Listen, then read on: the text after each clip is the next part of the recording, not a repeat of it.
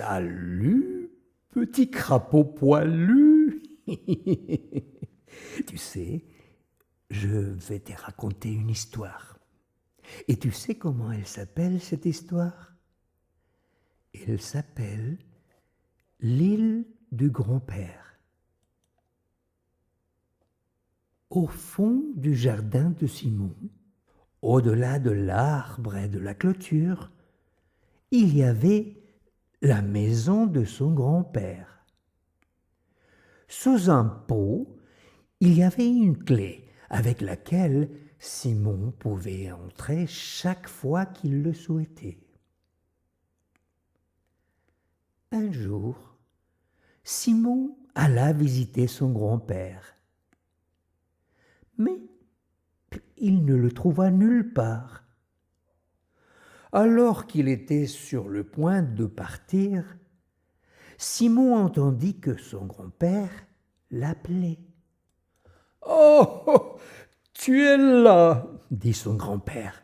« Il y a quelque chose que je veux te montrer. » Simon monta l'escalier avec précaution. Jamais il n'avait été dans le grenier de son grand-père. Il était plein de caisses de vieilles choses que le grand-père avait collectées de par le monde. Le grand-père retira un drap qui cachait une grande porte en métal au fond du grenier. « Après toi, Simon, dit-il. » Simon tourna la manivelle. Et il poussa la lourde porte. Simon se retrouva sur le pont d'un bateau très haut, au milieu d'un océan d'étoiles. Le grand-père tira la chevillette. La bobinette sonna. Boum, boum. Et le bateau avança en tanguant. « En avant toutes !» cria le grand-père. Le grand-père manœuvrait très bien le timon et il maintenait le cap avec douceur entre les vagues. Heure après heure, tout ce qu'il voyait, c'était la mer et le ciel et la mer.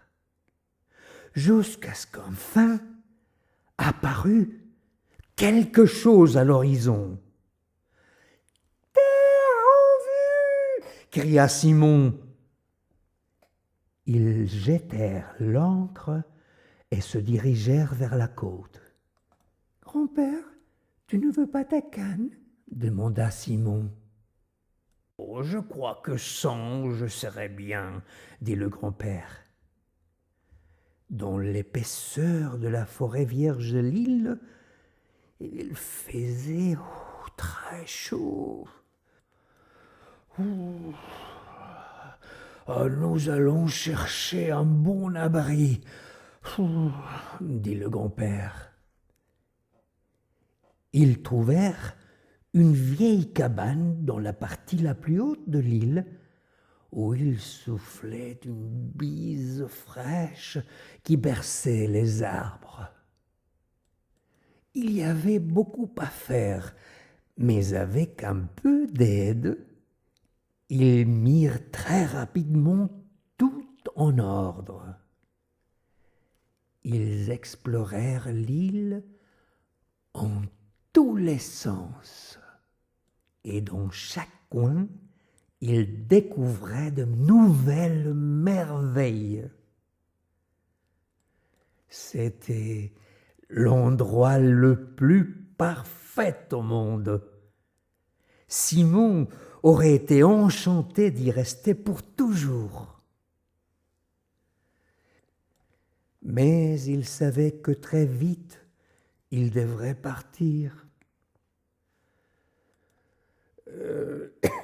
Simon, Ça fait un moment que je veux te dire quelque chose, dit le grand-père. Vois-tu, je suis en train de penser à rester ici. Oh, dit Simon, mais tu ne vas pas te sentir seul. Oh non, je ne crois pas, dit le grand-père en souriant. Simon embrassa son grand-père une dernière fois. Il allait lui manquer beaucoup. Quand Simon embarqua, tous étaient là pour dire au revoir. Le bateau ballottait d'un côté à l'autre, bien qu'il avançait à travers les vagues. Sans son grand-père, le voyage lui parut beaucoup plus long. Mais Simon arriva à manœuvrer les bateaux et arriva sain et sauf à la maison. Le lendemain matin, Simon retourna à la maison de son grand-père. Tout était comme d'habitude, sauf que son grand-père n'était pas là. Dans le grenier, tout était silencieux. La grande porte en métal n'était plus là. C'était comme si elle n'avait jamais existé. Soudain, Simon entendit qu'on frappait à la fenêtre. Il se demanda qui cela pouvait bien être. Sur le rebord de la fenêtre, il y avait une enveloppe. Simon l'ouvrit soigneusement.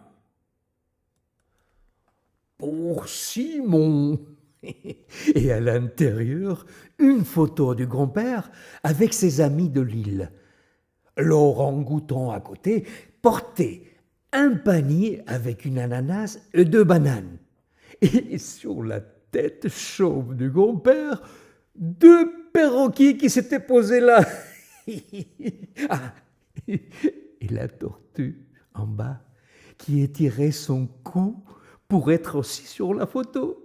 Ah, ils avaient l'air de vraiment s'amuser. Et Simon en fut très heureux. Et voilà, cette histoire se termina. Et une prochaine fois, une autre on te racontera. Et tralala.